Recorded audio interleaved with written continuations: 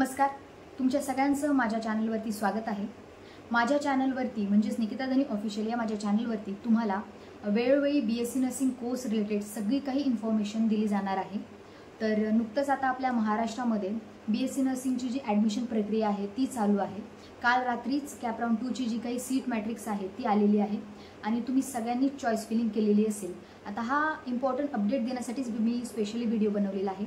ज्यांनी कुणी अजून देखील प्रेफरन्स लिस्ट चांगल्या प्रकारे फिल जर केलेली नसेल तर 21 तारीख संध्याकाळी रात्री 12 पर्यंत तुम्हाला टाइम दिलेला आहे।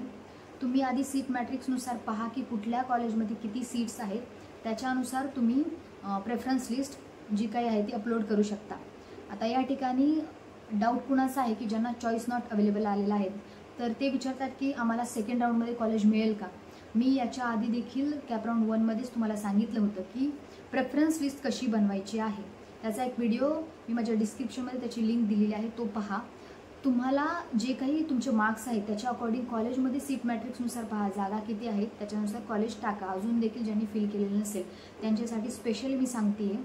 आणि ज्यांनी कुणी बेटरमेंट फॉर्म भरलेला आहे त्यांना कॅप राऊंड 2 मध्ये चांगल्या प्रकारचं कॉलेज टाकायचं आहे। ज्यांनी रिटेन्शन फॉर्म दिलेला आहे कॅप राऊंड 1 मध्ये त्यांच्यासाठी हा व्हिडिओ येतच नाही, कारण तुमचं जे स्टेटस आहे ते रिटेन दाखवलेलं आहे त्या ठिकाणी। त्यामुळे कॅप राऊंड 2 मध्ये तुम्ही प्रेफरन्स लिस्ट टाकून फायदा नाही आहे।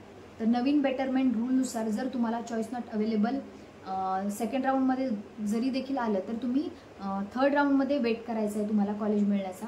कारण बऱ्याच लोकांनी ही चूक केलेली आहे की कॅप राऊंड 1 मध्ये त्यांनी फक्त 10 किंवा 15च कॉलेज टाकलेले आहेत। तर तुम्ही आणि कॉलेज पण तुम्ही हाय मार्क्सचे टाकताय, तुमचे मार्क्स 60 65 इतके आहेत, 60 पर्सेंटाईल आहेत, 65 आहेत, तर तुम्ही हाय पर्सेंटाईलचे कॉलेज टाकून फायदा नाही आहे।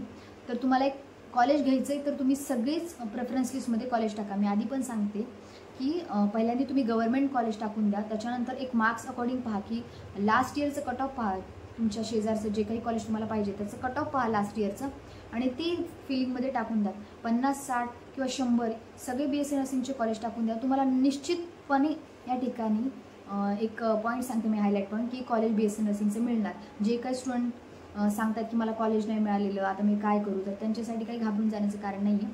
मार्क्स अकॉर्डिंग एक लास्ट इयरचं कट ऑफ पहा, जे काही तुम्हाला कॉलेज पाहिजे त्याच्यानुसार तुम्हाला कॉलेज मिळून जाईल। बऱ्याचशा स्टुडंटला मी प्रेफरन्स लिस्ट बनवून दिलेली आहे, ती सुद्धा विनामूल्य, कुठल्याही प्रकारचं शुल्क मी याच्यासाठी आकारलेलं नाही आहे। आत्तापर्यंत जवळजवळ 40 ते 42 स्टुडंटला मी प्रेफरन्स लिस्ट बनवून दिलेली आहे। तर याचं कारण एवढंच आहे की ज्यांना कमीत कमी माहिती आहे त्यांना देखील चांगल्या प्रकारचं बीएससी नर्सिंगचं कॉलेज मिळालं पाहिजे, हाच माझा मेन उद्देश आहे।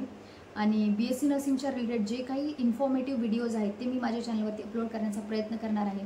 तुमचा जो काही फर्स्ट इयर चालू होणार संपूर्ण त्या काळामध्ये मी तुमच्यासोबत असणार आहे। कसं काय प्रिपरेशन करायचं ते सगळं मी तुम्हाला सांगणार आहे।